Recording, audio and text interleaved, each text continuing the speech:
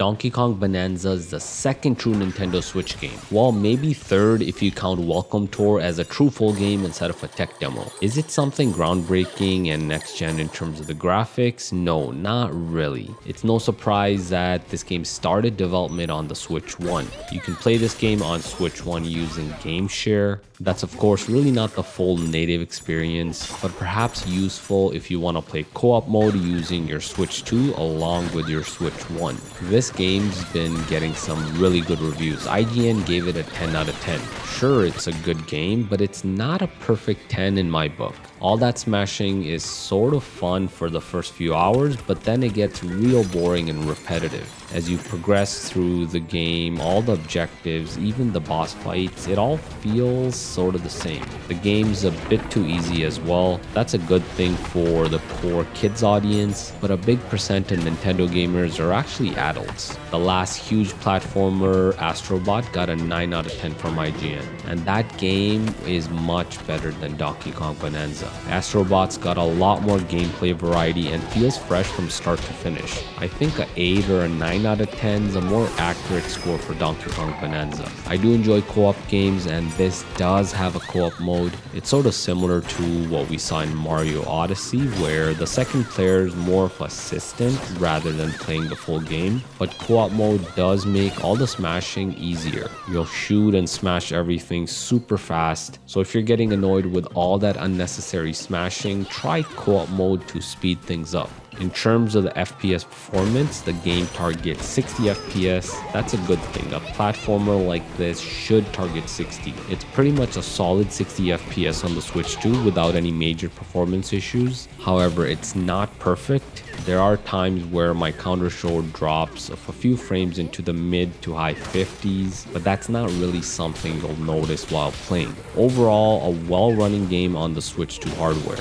Even in co-op mode, the FPS performance is similar, pretty much a solid lock 60 FPS most of the time. I also tested the battery life of Donkey Kong Bananza on the Switch 2. Settings here are medium, as I do with all my battery tests. Brightness at medium, sound at medium, and I am connected to Nintendo Online. With the battery at 100%, let's get this test started.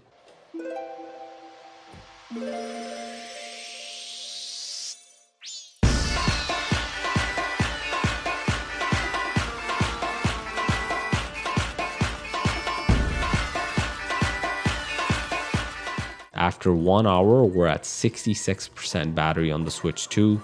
The 5% warning came at 2 hours and 31 minutes. A 1% warning came at 2 hours and 38 minutes. And Donkey Kong Bananza on Nintendo Switch 2 powered off at 2 hours and 53 minutes. That's pretty much in line with what I've seen on other games. It's a few minutes better than Mario Kart World, but exactly the same 2 hours and 53 minutes as the Switch 2 version of Zelda Tears of the Kingdom. It seems most Switch 2 games are gonna fall into that 2.5 hour to 3 hour range in the future as well. Of course, you can get an extra 10 to 20 minutes if you lower the brightness and perhaps put on airplane mode. So that's what you need to know about Donkey Kong Bananza on Nintendo Switch 2. For the rest of the video, check out some more gameplay with that FPS counter shown.